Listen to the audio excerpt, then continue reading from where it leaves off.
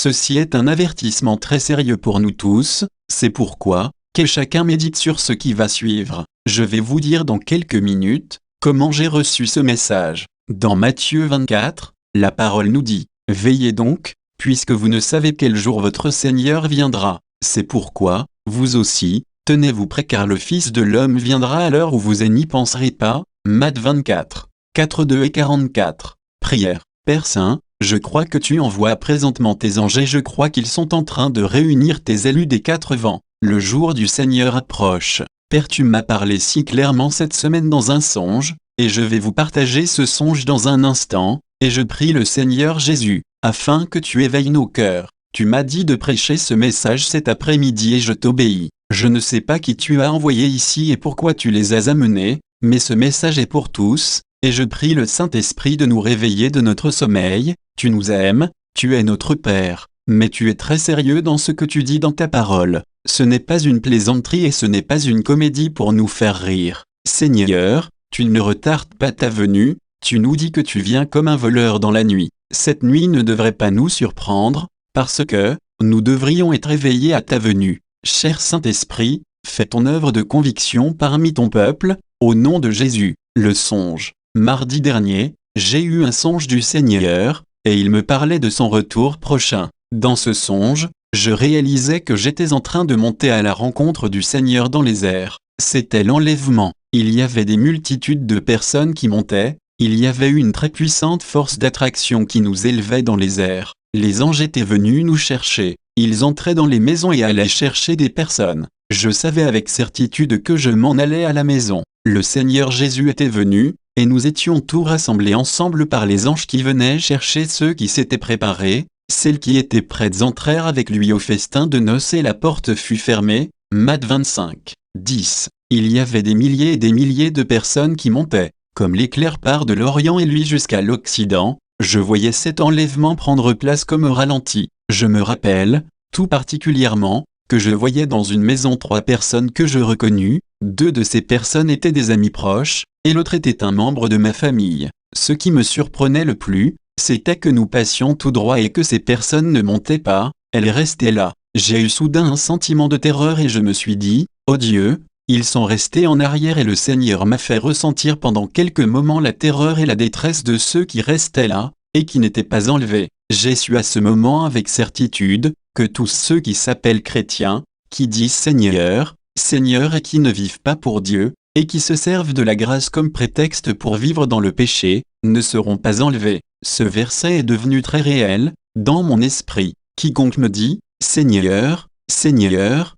n'entrera pas forcément dans le royaume des cieux, mais celui-là seul qui fait la volonté de mon Père qui est dans les cieux. Alors je leur déclarerai, je ne vous ai jamais connu, retirez-vous de moi, vous qui commettez l'iniquité. Matt 7, 21,23. Même si ces chrétiens semblaient endormis, ils savaient ce qui était en train de prendre place, ils savaient que Jésus était arrivé. Je voyais des mains levées vers le ciel et j'entendais le monde crier pour attirer l'attention afin qu'eux aussi puissent être enlevés. Je m'entendais qui leur criait, « Sortez de ta foule, sortez de la foule », comme s'ils étaient séparés du monde. Ils pourraient être enlevés. Mais nous avons continué à monter et nous sommes passés tout droit. J'ai eu un sentiment que je n'avais jamais expérimenté de ma vie. Même si j'avais entendu parler du retour de Jésus toute ma vie par mon père et par mon grand-père, cette expérience n'était pas descriptible avec des mots. La Bible nous dit que nous serons changés en un instant, en un clin d'œil et que ce corps corruptible va revêtir un corps incorruptible,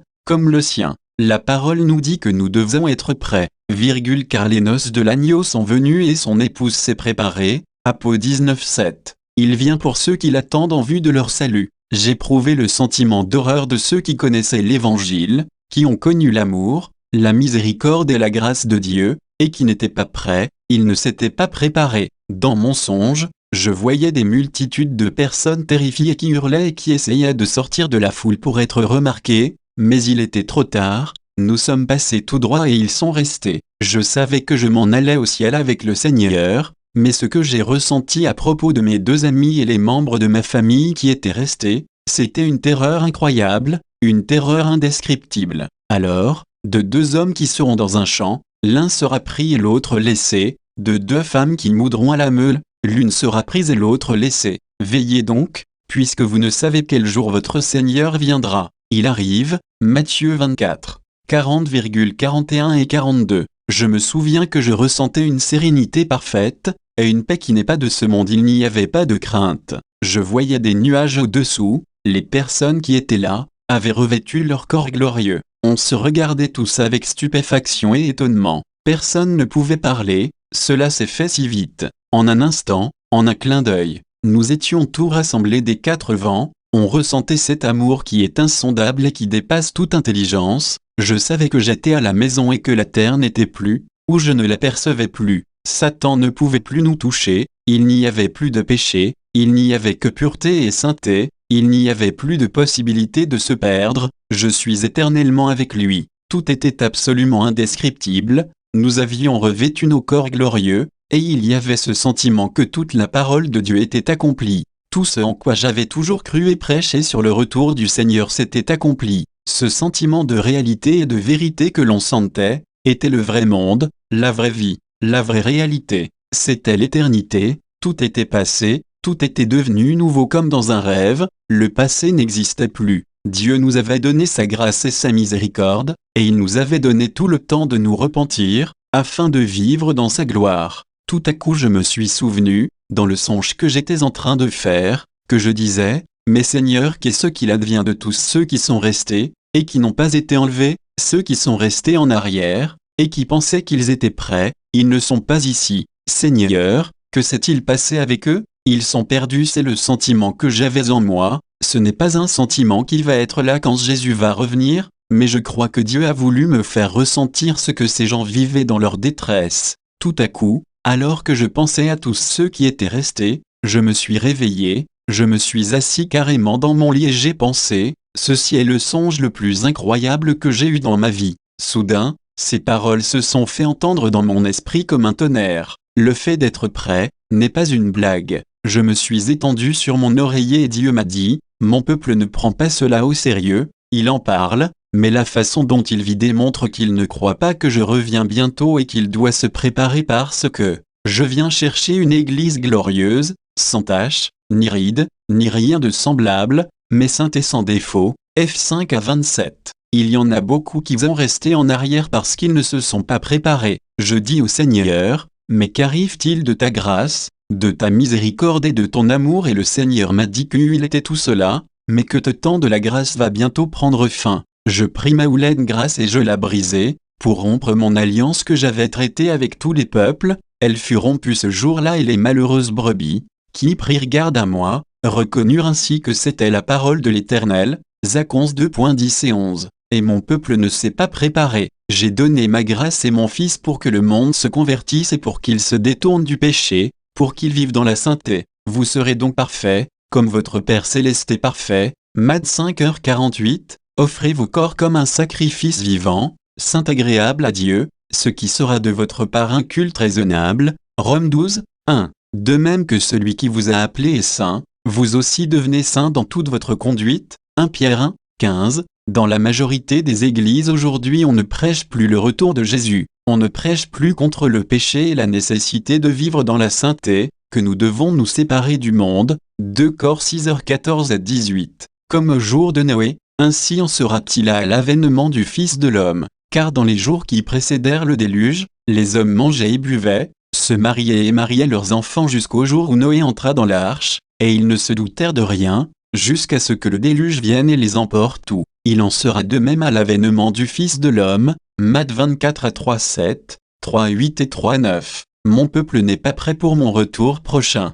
Il vit plus pour lui-même que pour moi. Il va à l'église le dimanche et il a hâte que la réunion finisse pour aller à ses activités. Il vit loin de moi. Pourtant, la parole dit que s'il s'approche de moi, je m'approcherai de lui. Il ne pense qu'à s'amuser, et non à se préparer pour ma venue. Mon peuple s'ennuie maintenant dans les églises. Pourquoi les chrétiens sont-ils rendus tièdes et durs? Pourquoi sont-ils confondus moralement et n'ont-ils plus de discernement? Et pourquoi accueillent-ils n'importe quelle doctrine qui vient de l'enfer? Ils sont tellement attachés au monde et aux choses de ce monde. Pourtant Dieu dit, « N'aimez pas le monde ni ce qui est dans le monde. Si quelqu'un aime le monde, l'amour du Père n'est pas en lui. » 1 Jean 2 à 15. Leur amour pour Jésus se refroidit de plus en plus. La raison en est premièrement que les pasteurs eux-mêmes sont endormis et n'ont aucune vie spirituelle en eux. Le prophète Ésaïe nous dépeint quelques-uns de ces pasteurs. Ces gardiens sont aveugles, sans intelligence, ils sont tous des chiens muets, incapables d'aboyer, ils ont des rêveries,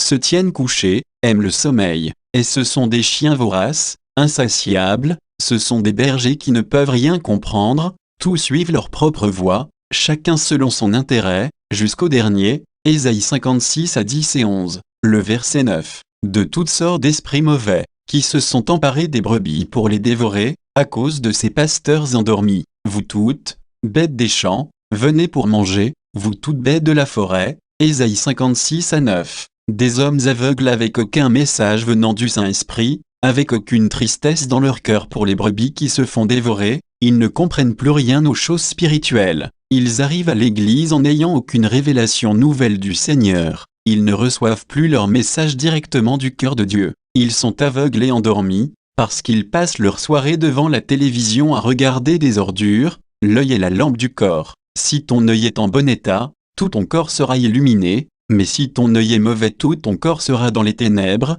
Matthieu 6 à 23. Ces pasteurs n'ont aucune vie, aucune puissance et ils prêchent pour un salaire. Ces chefs jugent pour des présents. Ces sacrificateurs enseignent pour un salaire, et ces prophètes prédisent pour de l'argent, et ils osent s'appuyer sur l'Éternel. N'est-il pas au milieu de nous? Michée 3:11. Cette attitude est tellement répandue dans l'Église, que ce n'est pas étonnant que nous vivions dans une nation loin de Dieu, et rétrograde. C'est aussi pour cela que bien des églises ferment leurs portes. Il n'y a plus d'hommes de Dieu qui vivent dans la prière et dans le jeûne, et qui cherchent vraiment à connaître Jésus. Pourtant, l'apôtre Paul, presque à la fin de sa vie, faisait cette prière: mon but est de le connaître lui. Phi 3 à 1-0. Il n'y a plus d'hommes de Dieu qui pleurent devant les brebis, sachant qu'il y en a parmi elles qui s'en vont en enfer. Malgré tout cela, nous avons notre part de responsabilité. Même s'il y a beaucoup de pasteurs morts spirituellement et qu'il y a beaucoup d'églises mortes, la Bible nous dit que nous allons avoir à rendre compte pour nous-mêmes.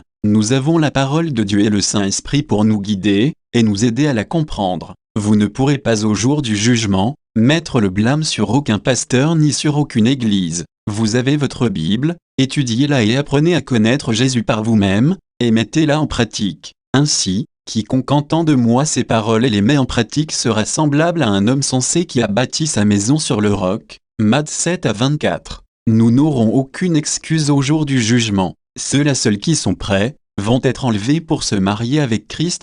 Car les noces de l'agneau sont venues, et son épouse s'est préparée. Apôtre 19 à 7. L'épouse s'est préparée. Jésus ne revient pas pour une épouse qui dort, il vient pour une épouse qui l'attend. L'Esprit et un épouse disent: viens si vous aimez vraiment Jésus. Aujourd'hui, le cri de votre cœur va être: Seigneur, qu'est-ce que je dois faire pour être prêt? Nous avons beaucoup à faire pour nous préparer, mais le Saint-Esprit m'en a énuméré 3, alors que j'étais encore dans mon lit cette nuit-là. Ces versets sont venus très clairement dans mon esprit. Premièrement, si donc vous êtes ressuscité avec Christ, cherchez les choses d'en haut, où le Christ est assis à la droite de Dieu. Préoccupez-vous de ce qui est en haut, et non de ce qui est sur la terre. Col 3 1 et 2. Placez vos yeux sur Jésus et sur sa parole et non sur ce qu'il y a dans ce monde. La parole nous encourage à racheter le temps, car les jours sont mauvais. F 5 à 16. La Bible nous dit aussi: quand le Christ votre vie paraîtra, alors vous paraîtrez aussi avec lui dans la gloire. Col 3 à 4.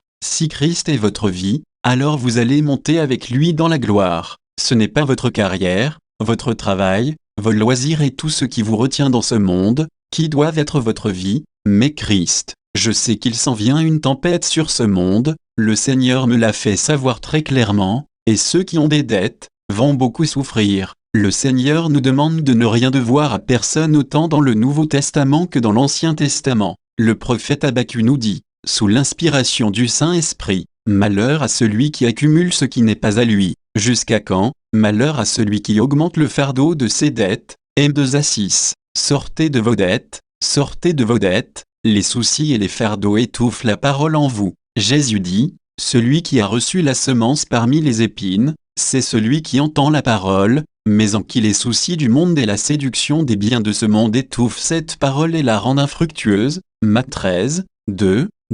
L'esprit de convoitise. Toujours plus, ne jamais être rassasié. Tout cela possède vos pensées, Tous ces désirs de convoitise empêchent la semence de produire de bons fruits. Ceux qui aiment vraiment Dieu, vont l'aimer de toutes leurs pensées. C'est le premier et le plus grand commandement de Dieu. Je vous dis dès maintenant avec un cœur brisé, il y a une multitude d'hommes qui pensent qu'ils seront aux noces de l'agneau, et malheureusement, ils vont se faire dire, le roi entra pour voir les convives, et il aperçut là un homme qui n'avait pas revêtu un habit de noces. Alors le roi dit aux serviteurs, liez-lui les pieds et les mains, et jetez-le dans les ténèbres du dehors, où il y aura des pleurs et grincements de dents. Matthieu 22-11-13. Ceux qui aiment vraiment le Seigneur, passent du temps avec lui, en sa présence, tous les jours, pas seulement 5 minutes le matin. Comment pouvez-vous me dire que vous l'aimez si vous le négligez jour après jour? Ne me dites pas que vous allez à sa rencontre dans les nuées. Non, vous ne montrez pas, vous allez être laissé. L'un sera pris et l'autre laissé. Matthieu 24-40. Vous ne l'aimez pas, vous dites, mais David, où est sa miséricorde et sa grâce? Sa parole est miséricorde et grâce, mais elle nous dit, comment échapperons-nous, si nous négligeons un si grand salut? L2-3. Ça c'est la parole de Dieu, ça c'est la miséricorde et la grâce. J'ai ressenti l'horreur et la détresse de ceux qui en restaient et il n'y a pas de plus grande détresse qui puisse exister que celle-là, il n'y a jamais eu de pareil et il n'y en aura jamais plus. L'apôtre Paul nous dit, connaissant la crainte du Seigneur nous cherchons à convaincre les hommes. Monsieur Wilkerson pleure. Nous, pasteurs allons nous tenir devant un Dieu saint un jour et nous allons être jugés. Personne sur la terre ne pourrait me payer pour faire ce que je fais. Un jour, je vais avoir à rendre compte devant Dieu et je peux vous regarder droit dans les yeux avec un cœur brisé et avec la miséricorde et la grâce de Dieu que je n'ai rien à me reprocher. L'apôtre Paul nous dit, connaissant ta crainte du Seigneur, nous cherchons à convaincre les hommes. La Bible dit, n'abandonnons pas notre assemblée, comme c'est la coutume de quelques-uns, mais exhortons-nous mutuellement, et cela d'autant plus que vous voyez le jour approcher. Car si nous péchons volontairement après avoir reçu la connaissance de la vérité, il ne reste plus de sacrifice pour les péchés, mais une attente terrifiante du jugement et de l'ardeur du feu prêt à dévorer les rebelles. Si quelqu'un a violé la loi de Moïse, il est mis à mort sans pitié, sur la déposition de 2 ou 3 témoins. Combien pire, ne pensez-vous pas, sera le châtiment mérité par celui qui aura foulé aux pieds le Fils de Dieu, tenu pour profane le sang de l'alliance par lequel il avait été sanctifié et outragé l'esprit de la grâce. Et 10-25-29. Êtes-vous devenu un chrétien seulement du dimanche? Je vous le dis, je n'ai que faire d'une église du dimanche matin seulement. Que faites-vous durant le reste de la semaine? Passez-vous votre temps devant la télévision? Voici ce que le Saint-Esprit m'a dit. Deuxièmement, écoutez bien attentivement,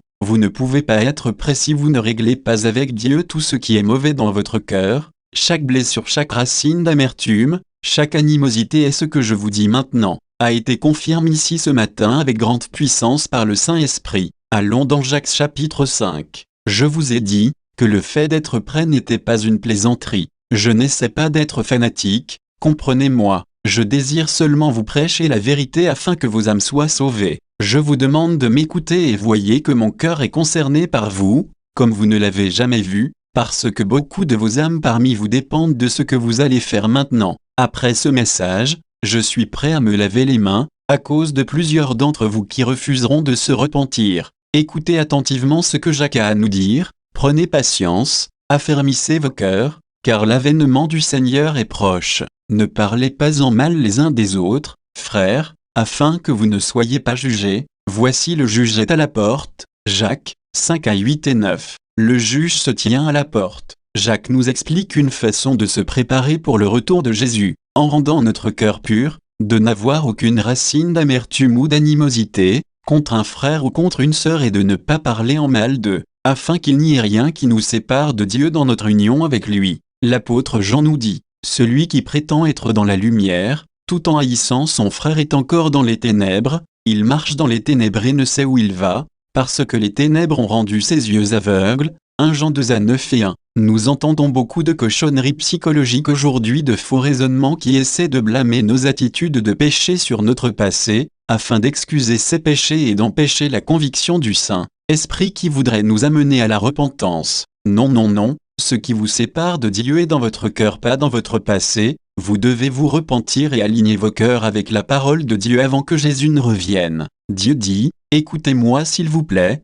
j'en ai assez de vos plaintes, j'en ai assez de vos lamentations, J'en ai assez de vos critiques et de vos murmures. Repentez-vous si vous avez quelque chose contre un frère ou une sœur, vous feriez mieux de régler ce problème tout de suite, c'est urgent. Est-ce que vous rejetez la parole de Dieu qui dit « Supportez-vous les uns les autres et si l'un a à se plaindre de l'autre, pardonnez-vous réciproquement. De même que Christ vous a pardonné, pardonnez-vous aussi ». Col 3 à 13. Et Marc 11 à 26 dit « Lorsque vous êtes en prière, si vous avez quelque chose contre quelqu'un, pardonnez-vous, afin que votre Père qui est dans les cieux vous pardonne aussi vos fautes. » Vous me dites que vous êtes prêts pour le retour de Jésus, alors que Dieu ne vous pardonne même pas vos péchés si vous avez quelque chose contre quelqu'un ou parce que vous tenez rancune à un frère ou à une sœur. Ne savez-vous pas que Dieu vient chercher une épouse qui a un cœur pur? La Bible dit « Heureux ceux qui ont un cœur pur, car ils verront Dieu. » Matthieu 5 à 8. Écoutez-moi bien, vous voulez être réunis avec les élus lorsque les anges vont venir pour le rassemblement des élus des quatre vents.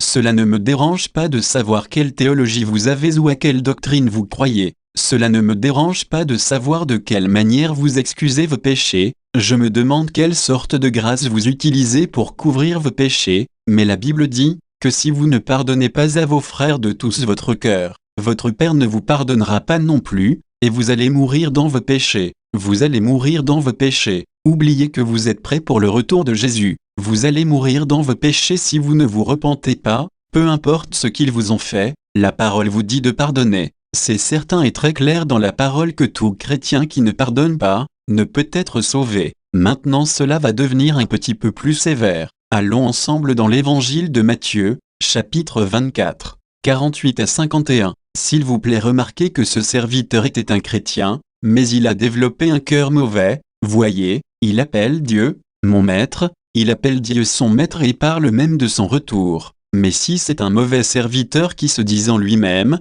mon maître tarde à venir, s'il se met à battre ses compagnons de service, et s'il mange et boit avec les ivrognes, le maître de ce serviteur viendra le jour où il ne s'y attend pas et à l'heure qu'il ne connaît pas, il le mettra en pièces et lui fera partager le sort des hypocrites. C'est là qu'il y aura des pleurs et des grincements de dents dans le verset 49. La phrase dans les textes grecs pour battre ses compagnons veut dire littéralement « frapper verbalement avec la langue ». Cet individu s'installe au téléphone et s'enivre de paroles qui sont du poison et qui empoisonnent ceux qui l'entendent. Ils sont intoxiqués par la calomnie et la médisance. Cela peut être une épouse qui parle de son mari ou un mari qui parle de son épouse ou un frère ou une sœur et ainsi de suite et cela persiste sans jamais qu'il y ait repentance. Tu t'assieds et tu parles contre ton frère, tu diffames le fils de ta mère. Voilà ce que tu as fait et je me suis tu. Tu t'es imaginé que je le ressemblais, mais je vais te reprendre et tout mettre sous tes yeux. PS 50 à 22:1. Cela peut aussi être quelqu'un qui parle contre son patron ou un compagnon de travail et il persiste à s'enivrer de ses paroles mauvaises jour après jour, jour après jour.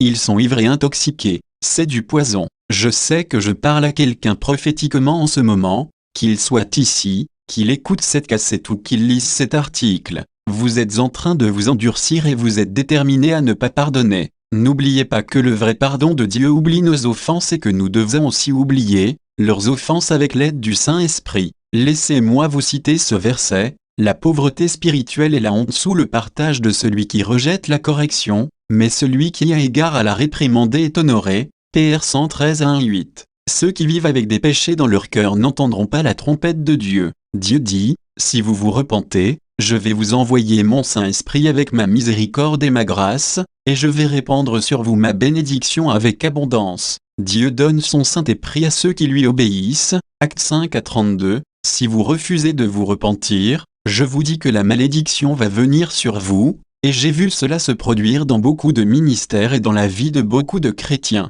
Ils ont perdu la présence de Dieu, ils vivent dans les ténèbres, ils ne comprennent plus rien aux choses spirituelles, ils n'ont plus de révélation, ils n'entendent jamais la douce voix du Saint-Esprit leur parler. Ils sont confus et ils ne sont pas prêts. Je vous le déclare que c'est le temps de prendre la parole de Dieu au sérieux, de croire ce qu'elle dit et de la mettre en pratique. Dieu est très sérieux dans ce qu'il dit. Monsieur Wilkerson ressent la tristesse du Saint-Esprit dans son cœur et il ne parle plus, il pleure. C'est un Dieu d'amour et de miséricorde, mais il est aussi un feu dévorant. Il va consumer par ce feu tous ceux qui se moquent de sa grâce. Combien pire, ne pensez-vous pas sera le châtiment mérité par celui qui aura foulé aux pieds le Fils de Dieu, tenu pour profane le sang de l'alliance par lequel il avait été sanctifié, et outragé l'esprit de la grâce. Et 10 à 29. Toute ma vie j'ai prêché la grâce et la miséricorde de Dieu, mais sachez avec certitude que la grâce va bientôt prendre fin. Je pris ma houlaine grâce et je la brisai pour rompre mon alliance que j'avais traitée avec tous les peuples.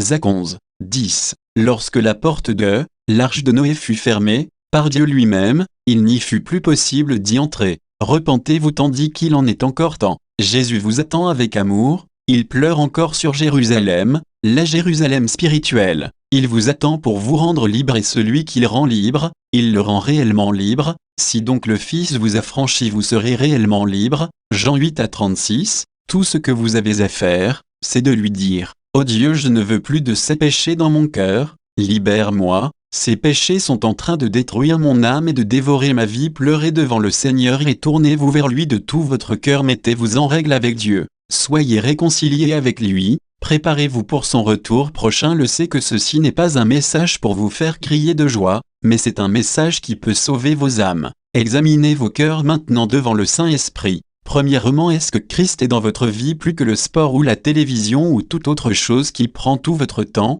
vos pensées qui pourraient vous fermer la porte du ciel? Parce que tout ce qui passe avant le Seigneur devient de l'idolâtrie. Fils de l'homme, c'est les gens la portent leurs idoles dans leur cœur, et ils attachent les regards sur ce qui les fait tomber dans l'iniquité. La télévision, me laisserai-je consulter par eux? Ésée 14:3. Est-ce que vos yeux sont placés devant la sensualité? Est-ce que vous avez des regards de convoitise? Dieu veut aussi purifier vos yeux. Y a-t-il quelque chose de trop difficile pour le Seigneur? Tout cela implique une vraie repentance. Il vient pour ceux qui ont un cœur pur. Vivez-vous dans l'adultère ou dans la fornication? Le Seigneur essaie-t-il de vous convaincre depuis longtemps d'abandonner vos péchés? C'est pourquoi, selon ce que dit le Saint-Esprit, aujourd'hui si vous entendez sa voix, n'endurcissez pas vos cœurs, comme lors de la révolte. Héb 3, 7 et 8. Ceux qui endurcissent leur cœur n'entendent plus la douce voix du Saint-Esprit qui essaie de les amener à la repentance. Non, non, n'attendez pas, tournez-vous dès maintenant vers Dieu, laissez sa grâce vous aider à vous détourner du mal et à revenir à la sainteté. Avez-vous négligé sa parole? L'avez-vous négligé jour après jour? Ne cherchant plus sa face, ne cherchant plus à le connaître plus intimement. Alors ce qui vous reste à faire, c'est de lui demander pardon, un pardon très sincère qui vient du cœur. Repentez-vous devant le Saint-Esprit de Dieu. Écoutez-moi, je sais qu'un message comme celui-là apporte de la tristesse dans vos cœurs, tant que le Saint-Esprit n'aura pas fait l'œuvre en vous par ce message. Et nous savons que la tristesse selon Dieu produit une repentance qui mène au salut et que l'on ne regrette pas, tandis que la tristesse du monde produit la mort. 2 Cor 7 à 10. Par cette repentance, vient une joie immense et une paix qui surpasse toute intelligence, et tout cela vient inonder votre cœur parce que vous avez obéi à sa sainte parole. Si nous confessons nos péchés, il est fidèle et juste pour nous pardonner nos péchés et nous purifier de toute injustice. Écoutez-moi tout, ceci n'est pas une blague.